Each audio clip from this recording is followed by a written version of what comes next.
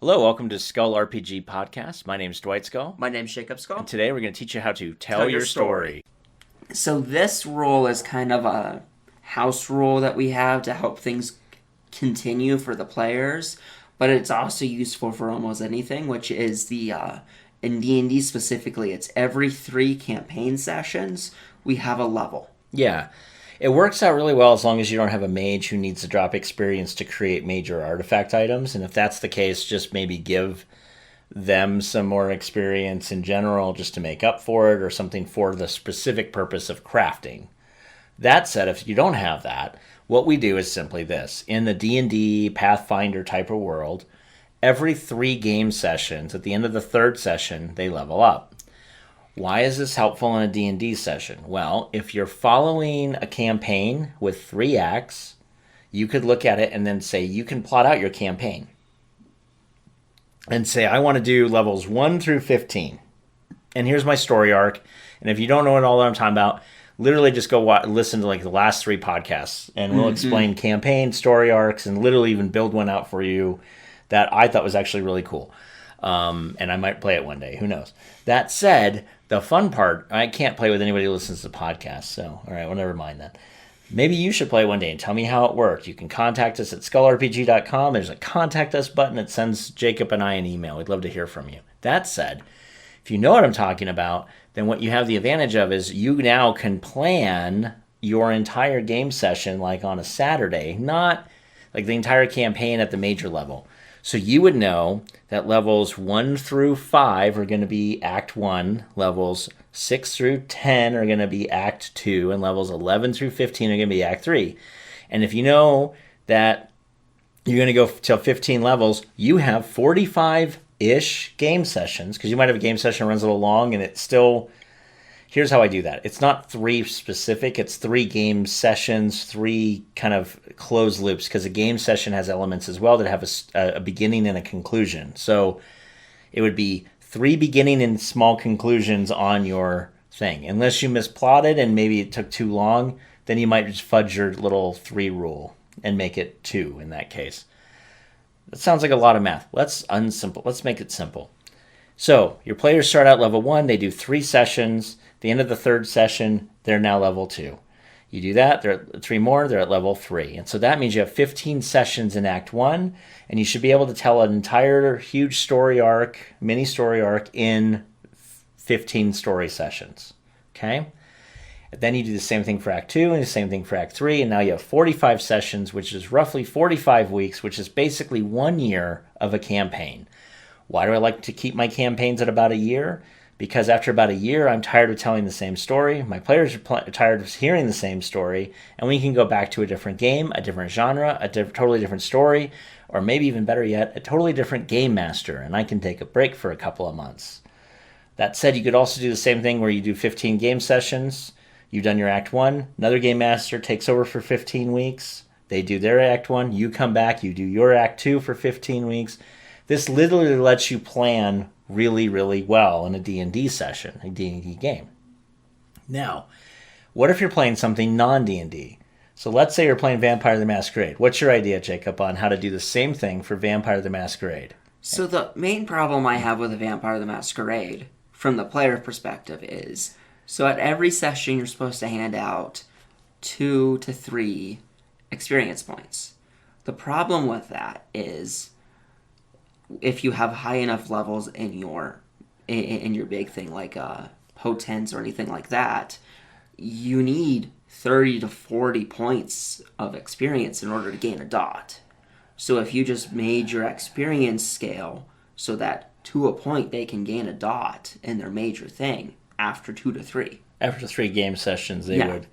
So if all your players are working toward getting their, let's say, their 4th dot in a major skill, you would have given them enough points along those 3 sessions to get that dot. Yes. So what you're not saying is give 3, plus give 12. You're saying, no, if they need 12, they would get 3, 3, and 6, for instance, if they needed 12. I'm just pulling a number out. Yeah. And then later on, as you guys are getting more and more experience doing more and more stuff, you might I need that 5th dot. Well, that 5th dot could cost 20. So now I'm giving out maybe 3, maybe I'm giving out 5, 5, and 10. Something like that. So you're scaling to show that they're getting more and more experiences. Yes. They're doing harder and harder things. Because in Vampire and in that system, your dots get more expensive the higher you do it. Right. So you need your experience to scale with that, because the idea is it's harder to learn, but you're also fighting harder things. Right. And then what you're trying to say there is, like, again, you're only looking at playing a campaign for a year or less. So it's not like you're going to have to worry about, oh my God, in a year, this guy now has like 18 dots and something, even though they only tap out at 10. Well, no, I'm not talking about that. You're talking about within reason. Mm-hmm. So after they have their 5th dot, now you go back and like, okay, your experience is never going to give you more than, like, now your next thing needs 3 dots. So I'm going to give you 3 dots experience, or 4 dots. I'm going to give you 4 dots experience. Yeah, cap them out at, hey, you can only go to 6 dots. So once they hit 6 dots in that, they need to go drop down somewhere else. And you may not, and I would say don't even give them enough experience after 3 sessions for that 6th dot. Give them enough for maybe a 5th dot, and then they got to save up for it, which is still a faster way to go than 3 experience points a time. As you can hear, 3, 3, 6. That's a free game session right there. Or 5, 5, and 10. That's a ton more experience. In our last mage session, it took me 7 sessions to go up from a 3rd dot to a 4th dot. Yeah, and so that's a big problem. It doesn't scale well. And that's me saving everything. Well, and to be fair, I mean, what I did there, though, too, is when we moved between acts, there was a passage of time. So I would give you... Oh, sorry, that wasn't mage, though. There was a passage of time in one of our games, and I just said, okay, I'm giving you like 25 more points. We're giving you 100 more points because you had experience. That was GURPS. Why we weren't here. Yeah. And in GURPS, you could do the same thing. If you understand how the point system works there, you may want to think about giving more experience to level up your players faster so you can throw bigger things at them and not have them die horribly.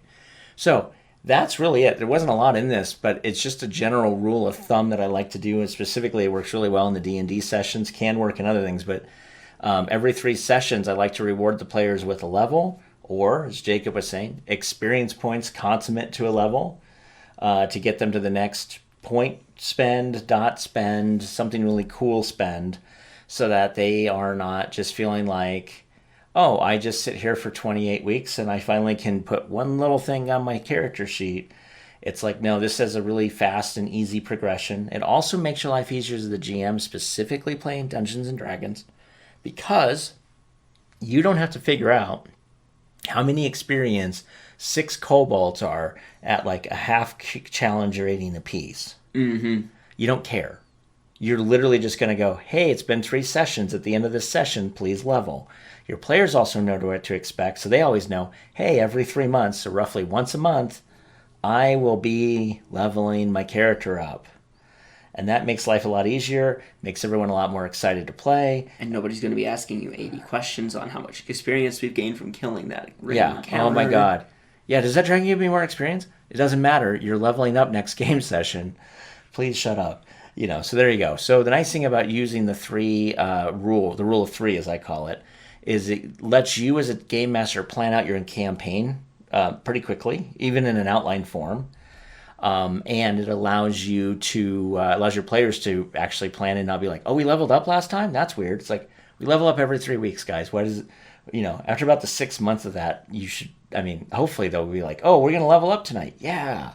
And they can start telling you when they're leveling up because, honestly, they will. They will start telling you when they're leveling up because they'll remember it. It's fun because they actually get to change their character a little bit and become more powerful. Exactly. All right, well, we'll see you tomorrow. Hey, thanks for listening. And for more resources, please go to skullrpg.com.